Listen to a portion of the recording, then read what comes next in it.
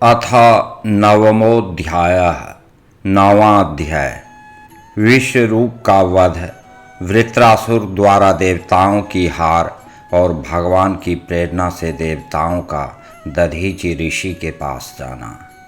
श्री शुकदेव जी कहते हैं, परीक्षित, हमने सुना है कि विश्वरूप के 3 सिर थे। वे एक मुंह से सोमरस तथा दूसरे से सुरा पीते थे और तीसरे से अन्न खाते थे। उनके पिता त्वष्टा आदि 12 आदित्य देवता थे, इसलिए वे यज्ञ के समय प्रत्यक्ष रूप में ऊंचे स्वर से बोलकर बड़े विनय के साथ देवताओं को आहुति देते थे। साथ ही वे छिप छिप कर असुरों को भी आहुति दिया करते थे। उनकी माता असुर कुल की थीं, इसीलिए वे मातृ स्नेह के वशीभूत होकर यज्ञ करते समय उस प्रकार असुरों को भाग पहुंचाया करते थे। देवराज इंद्र ने देखा कि इस प्रकार वे देवताओं का अपराध और धर्म की ओट में कपट कर रहे हैं। इससे इंद्र डर गए और क्रोध में भरकर उन्होंने बड़ी फुर्ती से उनके 3 सिर काट लिए। विश्वरूप का सोमरस पीने वाला सिर पपीहा, सुरापान करने वाला गोरैया और अन्न खाने वाला तीतर हो गया। इंद्र चाहते तो विश्वरूप के वध से लगी हुई हत्या को दूर कर सकते थे, परंतु उन्होंने ऐसा करना उचित न समझा, वरन हाथ जोड़कर उसे स्वीकार कर लिया तथा 1 वर्ष तक उससे छूटने का कोई उपाय नहीं किया।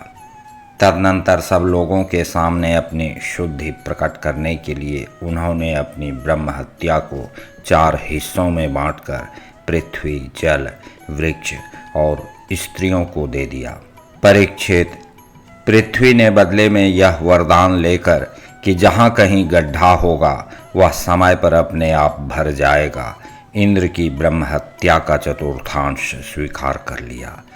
वही ब्रह्म हत्या पृथ्वी में कहीं कहीं ऊसर के रूप में दिखाई पड़ती है। दूसरा चतुर्थांश वृक्षों ने लिया। उन्हें यह वर मिला कि उनका कोई हिस्सा कट जाने पर फिर जम जाएगा। उनमें अब भी गोंद के रूप में ब्रह्म हत्या दिखाई पड़ती है। स्त्रियों ने यह वर पाकर कि वे सर्वदा पुरुष का सहवास कर सकें, ब्रह्म हत्या का तीसरा चतुर्थांश स्वीकार किया। उनकी ब्रह्म हत्या प्रत्येक महीने में रज के रूप से दिखाई पड़ती है। यह वर पाकर कि खर्च करते रहने पर भी निर्झर आदि के रूप में तुम्हारी बढ़ती ही होती रहेगी, ब्रह्म हत्या का चौथा चतुर्थांश स्वीकार किया। फेन, बुदबुद आदि के रूप में वही ब्रह्म हत्या दिखाई पड़ती है। अतएव मनुष्य उसे हटाकर जल ग्रहण किया करते हैं। विश्वरूप की मृत्यु के बाद उनके पिता त्वष्टा, हे इंद्र शत्रु, तुम्हारी अभिवृद्धि हो और शीघ्र से शीघ्र तुम अपने शत्रु को मार डालो। इस मंत्र से इंद्र का शत्रु उत्पन्न करने के लिए हवन करने लगे।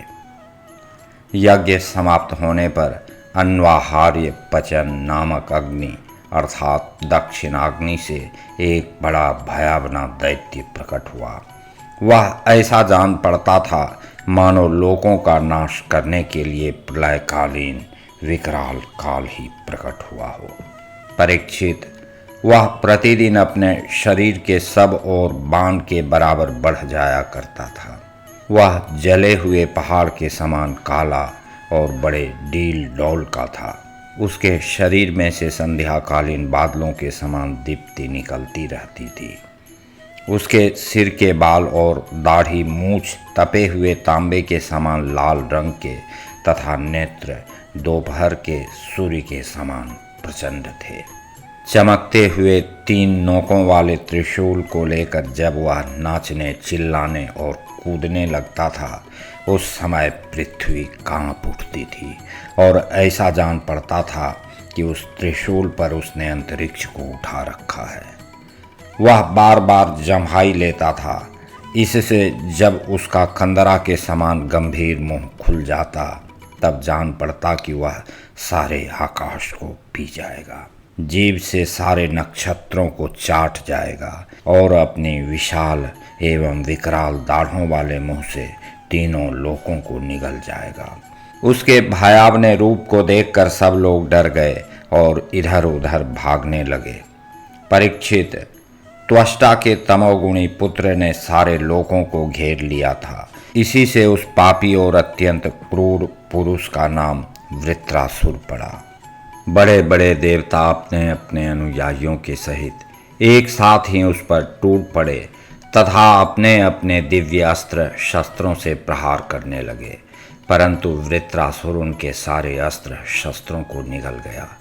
अब तो देवताओं के आश्चर्य की सीमा न रही, उनका प्रभाव जाता रहा।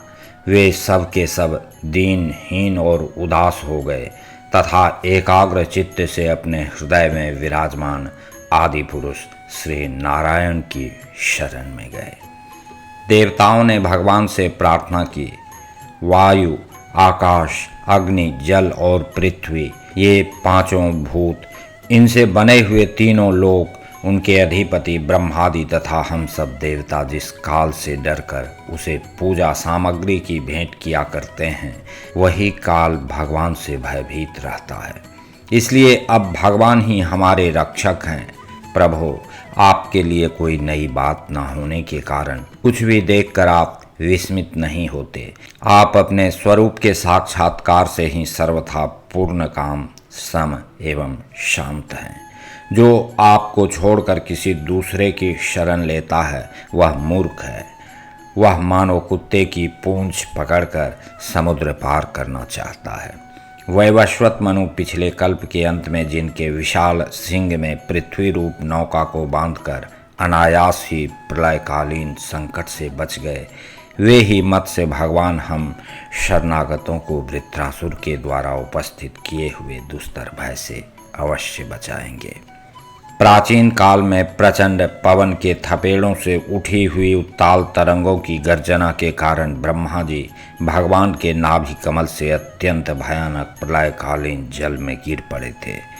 यद्यपि वे असहाय थे, तथापि जिनकी कृपा से वे उस विपत्ति से बच सके, वे ही भगवान हमें इस संकट से पार करें।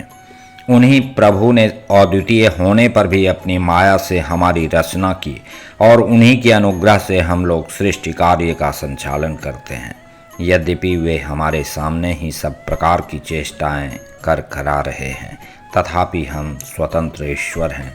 अपने इस अभिमान के कारण हम लोग उनके स्वरूप को देख नहीं पाते। वे प्रभु जब देखते हैं कि देवता अपने शत्रुओं से बहुत पीड़ित हो रहे हैं, तब वे वास्तव में निर्विकार रहने पर भी अपनी माया का आश्रय लेकर देवता, ऋषि, पशु, पक्षी और मनुष्य आदि योनियों में अवतार लेते हैं तथा युग युग में हमें अपना समझकर हमारी रक्षा करते हैं। वे ही सबके आत्मा और परमाराध्य देव हैं। वे ही प्रकृति और पुरुष रूप से विश्व के कारण हैं। वे विश्व से पृथक भी हैं और विश्व रूप भी हैं। हम सब उन्हीं शरणागत वत्सल भगवान श्री हरि की शरण ग्रहण करते हैं। उदार शिरोमणि प्रभु अवश्य ही अपने निज जन हम देवताओं का कल्याण करेंगे। श्री शुकदेव जी कहते हैं, महाराज, जब देवताओं ने इस प्रकार भगवान की स्तुति की, तब स्वयं शंख चक्र गदा पद्मधारी भगवान उनके सामने पश्चिम की ओर अर्थात अंतर्देश में प्रकट हुए। भगवान के नेत्र शरतकालीन कमल के समान खिले हुए थे। उनके साथ 16 पार्षद उनकी सेवा में लगे हुए थे। वे देखने में सब प्रकार से भगवान के समान ही थे। केवल उनके वक्षस्थल पर श्री वत्स का चिन्ह और गले में कौस्तुभ मणि नहीं थी। परीक्षित, भगवान का दर्शन पाकर सभी देवता आनंद से विह्वल हो गए। उन लोगों ने धरती पर लौटकर साष्टांग दंडवत किया और फिर धीरे धीरे उठकर वे भगवान की स्तुति करने लगे। देवताओं ने कहा, भगवान, यज्ञ में स्वर्गादि देने की शक्ति तथा उनके फल की सीमा निश्चित करने वाले काल भी आप ही हैं। यज्ञ में विघ्न डालने वाले दैत्यों को आप चक्र से छिन्न भिन्न कर डालते हैं, इसलिए आपके नामों की कोई सीमा नहीं है। हम आपको बार बार नमस्कार करते हैं। विधाता सत्व रज तम इन 3 गुणों के अनुसार जो उत्तम, मध्यम और निकृष्ट गतियाँ प्राप्त होती हैं, उनके नियामक आप ही हैं।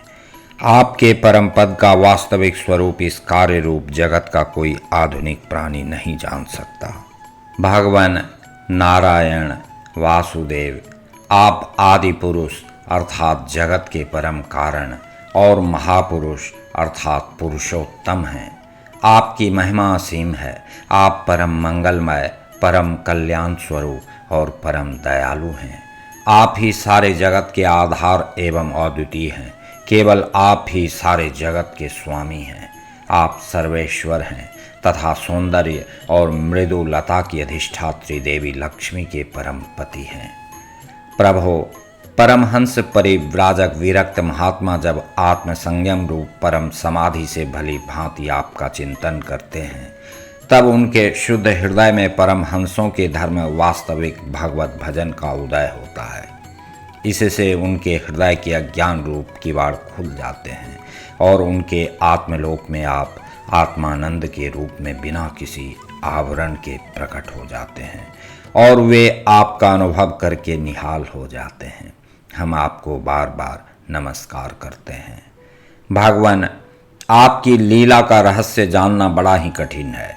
हम लोग यह बात भी ठीक ठीक नहीं समझ पाते कि सृष्टि कर्म में आप देवदत्त आदि किसी व्यक्ति के समान गुणों के कार्य रूप इस जगत में जीव रूप से प्रकट हो जाते हैं और कर्मों के अधीन होकर अपने किए अच्छे बुरे कर्मों का फल भोगते हैं, अथवा आप आत्माराम, शांत स्वभाव एवं सबसे उदासीन साक्षी मात्र रहते हैं तथा सबको समान देखते हैं। हम तो यह समझते हैं कि यदि आप में ये दोनों बातें रहें तो भी कोई विरोध नहीं है, क्योंकि आप स्वयं भगवान हैं। आपके गुण अगणित हैं, महिमा अगाध है और आप सर्वशक्तिमान हैं। आधुनिक लोग अनेकों प्रकार के विकल्प, वितर्क, विचार, झूठे प्रमाण और कुतर्कपूर्ण शास्त्रों का अध्ययन करके अपने हृदय को दूषित कर लेते हैं और यही कारण है कि वे दुराग्रही हो जाते हैं। आप में उनके वाद विवाद के लिए अवसर ही नहीं है। आपका वास्तविक स्वरूप समस्त मायामय पदार्थों से परे केवल है। जब आप उसी में अपनी माया को छिपा लेते हैं, तब ऐसी कौन सी बात है जो आप में नहीं हो सकती। इसलिए आप साधारण पुरुषों के समान कर्ता भोक्ता भी हो सकते हैं और महापुरुषों के समान उदासीन भी। इसका कारण यह है कि ना तो आप में कर्तृत्व भोक्तृत्व है और ना तो उदासीनता ही। आप तो दोनों से विलक्षण अनिर्वचनीय हैं। जैसे एक ही रस्सी का टुकड़ा भ्रांत पुरुषों को सर्प, माला, धारा आदि के रूप में प्रतीत होती है, किंतु जानकार को रस्सी के रूप में, वैसे ही आप भी भ्रांत बुद्धि वालों को कर्ता भोक्ता आदि अनेक रूपों में दिखते हैं और ज्ञानी को शुद्ध सच्चिदानंद के रूप में आप सभी की बुद्धि का अनुसरण करते हैं।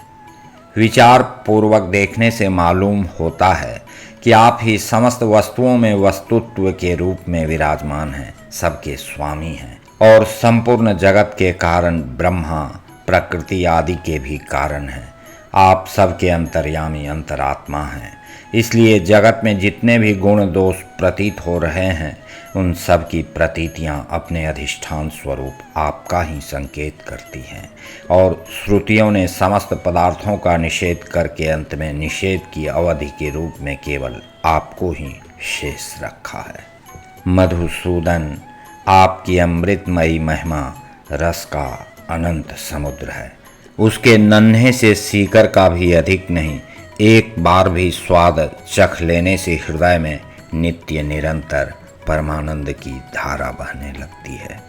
उसके कारण अब तक जगत में विषय भोगों के जितने भी लेश मात्र, प्रतीति मात्र सुख का अनुभव हुआ है या परलोक आदि के विषय में सुना गया है, वह सब का सब जिन्होंने भुला दिया है, समस्त प्राणियों के परम प्रियतम हितैषी सुहृद और सर्वात्मा आप ऐश्वर्य निधि परमेश्वर में, जो अपने मन को नित्य निरंतर लगाए रखते और आपके चिंतन का ही सुख लूटते रहते हैं, वे आपके अनन्य प्रेमी परम भक्त पुरुष ही अपने स्वार्थ और परमार्थ में निपुण हैं कि वे प्यारे और सुहृद भक्तजन भला आपके चरण कमलों का सेवन कैसे त्याग सकते हैं, जिससे जन्म मृत्यु रूप संसार के चक्कर से सदा के लिए छुटकारा मिल जाता है। प्रभो, आप त्रिलोकी के आत्मा और आश्रय हैं। आपने अपने 3 पगों से सारे जगत को नाप लिया था और आप ही तीनों लोकों के संचालक हैं। आपकी महिमा त्रिलोकी का मन हरण करने वाली है। इसमें संदेह नहीं कि दैत्य दानव आदि असुर भी आपकी ही विभूतियां हैं। तथापि यह उनकी उन्नति का समय नहीं है। यह सोचकर आप अपनी योग माया से देवता, मनुष्य, पशु, नृसिंह आदि मिश्रित और मत्स्य आदि जलचरों के रूप में अवतार ग्रहण करते और उनके अपराध के अनुसार उन्हें दंड देते हैं। दंडधारी प्रभु, यदि जचे तो आप उन्हीं असुरों के समान इस वृत्रासुर का भी नाश कर डालिए। भगवान, आप हमारे पिता, पितामह सब कुछ हैं। हम आपके निज जन हैं और निरंतर आपके सामने सिर झुकाए रहते हैं। आपके चरण कमलों का ध्यान करते करते हमारा हृदय उन्हीं के प्रेम बंधन से बंध गया है। आपने हमारे सामने अपना दिव्य गुणों से युक्त साकार विग्रह प्रकट करके हमें अपनाया है। इसलिए प्रभु, हम आपसे यह प्रार्थना करते हैं कि आप अपनी दया भरी, विशद, सुंदर और शीतल मुस्कान युक्त चितवन से तथा अपने मुखारविंद से टपकते हुए मनोहर वाणी रूप सुमधुर सुधा बिंदु से हमारे हृदय का ताप शांत कीजिए, हमारे अंतर की जलन बुझाइए। प्रभु, जिस प्रकार अग्नि की ही अंश भूत चिंगारियाँ आदि अग्नि को प्रकाशित करने में असमर्थ हैं, वैसे ही हम भी आपको अपना कोई भी स्वार्थ परमार्थ निवेदन करने में असमर्थ हैं।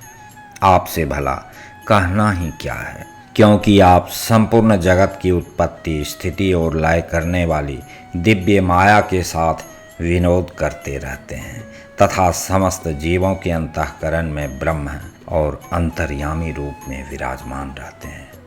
केवल इतना ही नहीं, उनके बाहर भी प्रकृति के रूप से आप ही विराजमान हैं। जगत में जितने भी देश, काल, शरीर और अवस्था आदि हैं, उनके उपादान और प्रकाशक के रूप में आप ही उनका अनुभव करते रहते हैं। आप सभी वृत्तियों के साक्षी हैं। आप आकाश के समान सर्वगत हैं, निर्लिप्त हैं। आप स्वयं परब्रह्म परमात्मा हैं। अतएव हम अपना अभिप्राय आपसे निवेदन करें, इसकी अपेक्षा न रखकर जिस अभिलाषा से हम लोग यहाँ आए हैं उसे पूर्ण कीजिए। आप अचिंत्य ऐश्वर्य संपन्न और जगत के परम गुरु हैं। हम आपके चरण कमलों की छत्र छाया में आए हैं, जो विविध पापों के फलस्वरूप जन्म मृत्यु रूप संसार में भटकने की थकावट को मिटाने वाली है।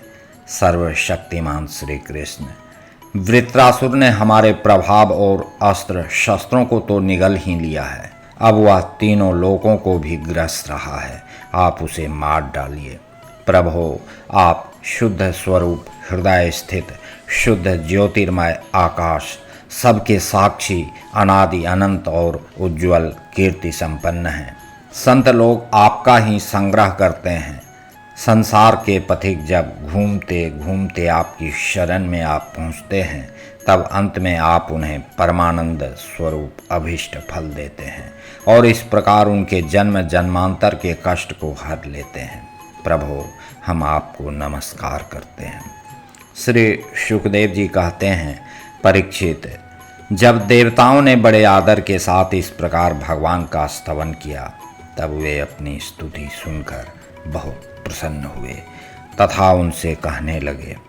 श्री भगवान ने कहा, श्रेष्ठ देवताओं, तुम लोगों ने स्तुति युक्त ज्ञान से मेरी उपासना की है, इससे मैं तुम लोगों पर प्रसन्न हूँ। इस स्तुति के द्वारा जीवों को अपने वास्तविक स्वरूप की स्मृति और मेरी भक्ति प्राप्त होती है।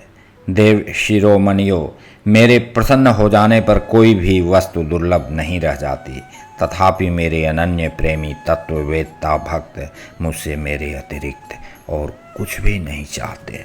जो पुरुष जगत के विषयों को सत्य समझता है, वह ना समझ अपने वास्तविक कल्याण को नहीं जानता। यही कारण है कि वह विषय चाहता है, परंतु यदि कोई जानकार उसे उसकी इच्छित वस्तु दे देता है तो वह भी वैसा ही नासमझ है। जो पुरुष मुक्ति का स्वरूप जानता है वह अज्ञानी को भी कर्मों में फंसने का उपदेश नहीं देता। जैसे रोगी के चाहते रहने पर भी सद्वैद्य उसे कुपथ्य नहीं देता। देवराज इंद्र, तुम लोगों का कल्याण हो, अब देर मत करो। ऋषि शिरोमणि दधीचि के पास जाओ और उनसे उनका शरीर, जो उपासना, व्रत तथा तपस्या के कारण अत्यंत दृढ़ हो गया है, मांग लो। दधीचि ऋषि को शुद्ध ब्रह्म का ज्ञान है। अश्विनी कुमारों को घोड़े के सिर से उपदेश करने के कारण उनका एक नाम अश्वशिर भी है। उनकी उपदेश की हुई आत्मविद्या के प्रभाव से ही दोनों अश्विनी कुमार जीवन मुक्त हो गए। अथर्ववेदी दधीचि ऋषि ने ही पहल मेरे स्वरूप भूत अभेद्य नारायण कवच का त्वष्टा को उपदेश किया था। त्वष्टा ने वही विश्व रूप को दिया और विश्व रूप से तुम्हें मिला। दधीचि ऋषि धर्म के परम मर्मज्ञ हैं। वे तुम लोगों को अश्विनी कुमार के मांगने पर अपने शरीर के अंग अवश्य दे देंगे। इसके बाद विश्वकर्मा के द्वारा उन अंगों से एक श्रेष्ठ आयुध तैयार करा लेना। देवराज, मेरी शक्ति से युक्त होकर तुम उसी शस्त्र के द्वारा वृत्रासुर का सिर काट लोगे। देवताओं, वृत्रासुर के मर जाने पर तुम लोगों को फिर से तेज, अस्त्र शस्त्र और संपत्तियां प्राप्त हो जाएंगी। तुम्हारा कल्याण अवश्यंभावी है, क्योंकि मेरे शरणागतों को कोई सता नहीं सकता।